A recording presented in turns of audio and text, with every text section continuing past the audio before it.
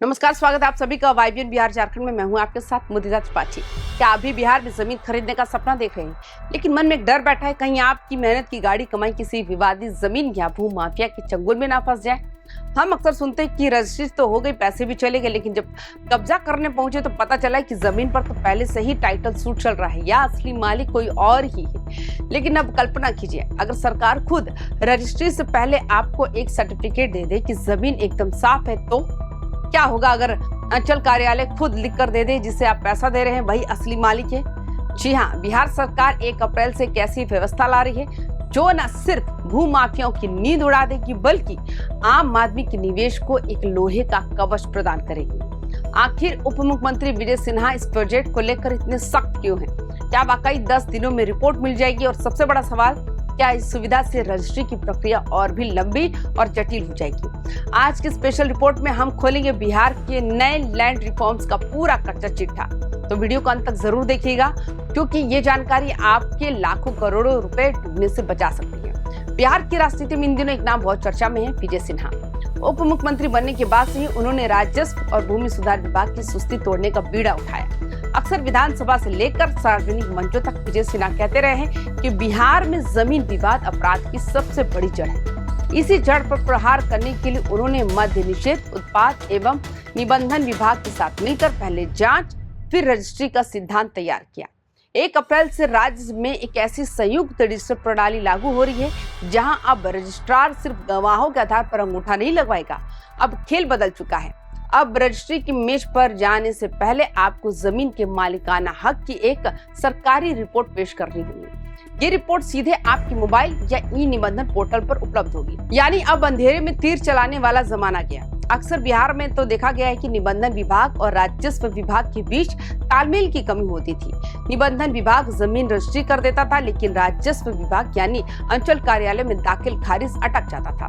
विजय सिन्हा ने इसी खाई को पाटने के लिए दोनों विभागों के डेटा को सिंक कर दिया। अब रजिस्ट्री से पहले अंचल की रिपोर्ट आने का मतलब है कि दाखिल खारिज की राह भी 90% आसान हो जाएगी। यानी अब आपको रजिस्ट्री के बाद महीनों तक सीओ ऑफिस के चक्कर नहीं काटने पड़ेंगे। इस पूरी व्यवस्था में सबसे क्रांतिकारी बात जानते हैं क्या? वो है लीगल क्लियरेंस। अब तक होता ये था कि लोग अनजाने में ऐसी जमीन खरीद लेते थे जिस पर कोर्ट ने स्टे ऑर्डर लगा रखा होता है। बाद में खरीदार सालों साल कोर्ट के चक्कर काटता था और पैसा डूब जाता था। लेकिन अब अंचल कार्यालय की रिपोर्ट में स्पष्ट लिखा होगा कि इस खाते खिसरे पर कोई टाइटल सूट है या नहीं। सरकारी रिपोर्ट में विवादित शब्द देखते ही खरीदार सावधान हो जाएगा। विजय सिन्हा का विजन साफ है, आम आदमी को कोर्ट कचहरी के चक्करों से बचाना। इसलिए इसे बिहार के लोगों के लिए एक लीगल इंश्योरेंस कहा जा रहा है। विजय सिन्हा ने हालिया कैबिनेट मीटिंग्स में भी इस बात पर जोर दिया, अगर कोई अंचल अधिकारी गलत रिपोर्ट देता है या जानबूझकर तथ्य छुपाता है तो उस पर सख्त विभागीय कार्रवाई होगी। ये सिर्फ एक सुविधा नहीं है, बल्कि ये अधिकारियों की जवाबदेही तय करने का एक नया तरीका है।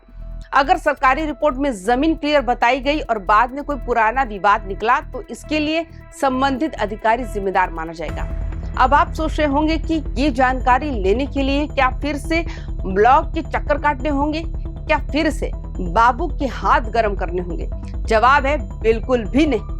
सब कुछ आपके हाथ में होगा। ई निबंधन पोर्टल पर लॉगिन करना है।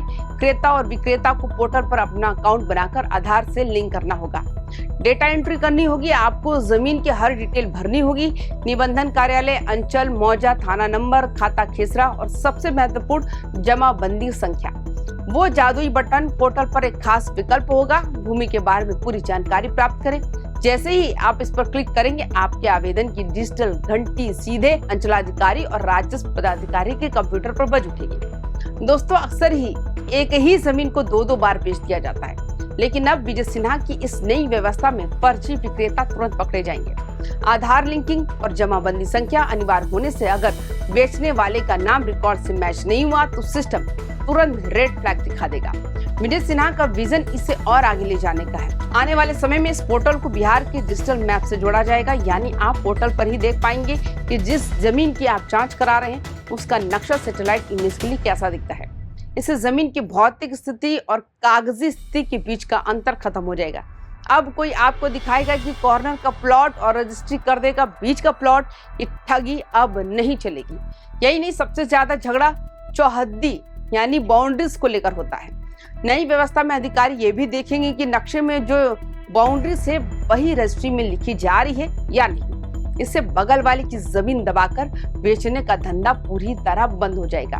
अब खरीदार को तसल्ली होगी कि वो जितने रकबे का पैसा दे रहा है, कागज पर उतनी ही जमीन उसके नाम हो रही है। बिहार में सबसे ज्यादा धोखाधड़ी उन जमीनों में होती है जो दादा परदादा के नाम पर होती है और पोते पर पोते उसे चुपके से बेच देते हैं। विजय सिन्हा की नई व्यवस्था में वंशावली और हिस्सेदारी की भी सूक्ष्म जांच होगी। पोर्टल पर जब आप डेटा डालेंगे तो अधिकारी ये देखेंगे कि आप बेचने वाले के पास उस जमीन को बेचने का विधिक अधिकार यानी लीगल राइट है या नहीं। इससे क्या होगा, पारिवारिक बंटवारे के विवादों में फंसी जमीनों को गलत तरीके से बेचना नामुमकिन हो जाएगा। सरकार ने इस बार अधिकारियों के लिए ढिलाई की कोई गुंजाइश नहीं छोड़ी। जैसे ही आप रिक्वेस्ट डालेंगे, अंचल कार्यालय के पास केवल 10 दिनों का समय होगा। इन 10 दिन में रसीद, जमाबंदी और कानूनी विवादों की जांच कर रिपोर्ट पोर्टल पर अपलोड करनी होगी। अब तक जमीन की जानकारी के लिए लोग हल्का कर्मचारी या अमीन की मिन्नतें करते थे, दलालों को पैसे खिलाते थे, लेकिन विजय सिन्हा का ये डिजिटल प्रहार बिचौलियों का रोल खत्म कर देगा। अब फाइल टेबल पर नहीं, कंप्यूटर पर दौड़ेगी। रिपोर्ट ग्रीन आई तो रजिस्ट्री पक्की, वरना आपके पैसे सुरक्षित। लेकिन दोस्तों, सिक्के का दूसरा पहलू भी है। बिहार में हर दिन औसतन 7 से 8 हजार जमीनों की रजिस्ट्री होती है। अगर सिर्फ आधे लोग भी इस सुविधा का इस्तेमाल करेंगे तो अंचल कार्यालय के पास हर दिन 4000 नई फाइलें पहुंचेंगी। हमारे अंचल कार्यालय पहले से ही दाखिल खारिज यानी म्यूटेशन की बोझ तले दबे हैं। ऐसे में क्या 10 दिनों में सटीक रिपोर्ट मिल पाएगी? क्या पोर्टल का सर्वर इतना ट्रैफिक झेल पाएगा? जानकारों का कहना है, अगर विजय सिन्हा इस व्यवस्था को सफल बनाना चाहते हैं तो उन्हें विभाग में मैन पावर और डिजिटल इंफ्रास्ट्रक्चर को भी युद्ध स्तर पर मजबूत करना होगा। विजय सिन्हा ने विभाग को निर्देश दिया है कि पोर्टल पर एक चेकलिस्ट भी दी जाए। खरीदार को ये पता होना चाहिए कि उसे कौन कौन से 5 सवाल बेचने वाले से पूछने हैं। 1 अप्रैल के बाद अगर आप जमीन देख रहे हैं तो सबसे पहले विक्रेता से उसकी जमाबंदी संख्या मांगे। अगर वो देने में आनाकानी करे तो समझ जाइए कि दाल में कुछ काला है। सरकार आपको जागरूक कर रही है। अब आपकी बारी है कि आप इस सुरक्षा कवच का इस्तेमाल करें। कुल मिलाकर बिहार सरकार और विशेषकर विजय सिन्हा की पहल जमीन के असली खरीदारों के लिए किसी वरदान से कम नहीं है। अब भूमाफिया आपको गुमराह नहीं कर पाएंगे। रजिस्ट्री से पहले सरकारी मुहर लग जाना कि जमीन साफ है आपके निवेश को पूरी तरह सुरक्षित बनाता है। हालांकि भ्रष्ट अधिकारियों की जवाबदेही तय करना सरकार के लिए अब भी सबसे बड़ी चुनौती होगी। तो दोस्तों, अगर आप भी 1 अप्रैल के बाद बिहार में जमीन लेने जा रहे हैं तो इस सुविधा का लाभ जरूर उठाएं। 10 दिन का इंतजार आपके जीवन भर की कमाई को बचा सकता है। आपको क्या लगता है, क्या बिहार के बाबू 10 दिनों में ईमानदारी से रिपोर्ट देंगे या फिर कोई नया रास्ता निकाल लेंगे? अपनी राय कमेंट्स में जरूर बताएं। बाकी तमाम खबरों के लिए YBN बिहार झारखंड के साथ बने रहें। नमस्कार।